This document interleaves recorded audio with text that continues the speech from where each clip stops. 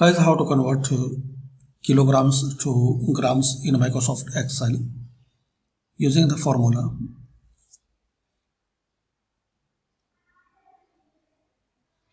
So use this formula equal convert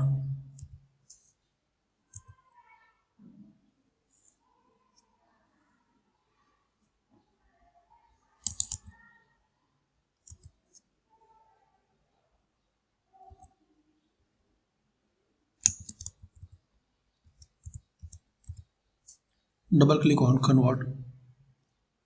Now select this cell where you have the kilograms, then comma, double quote kg, double quote comma, double quote g, double quote, and press enter.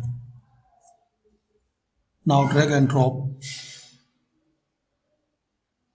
Like this you can convert kilograms into gram in Microsoft Excel.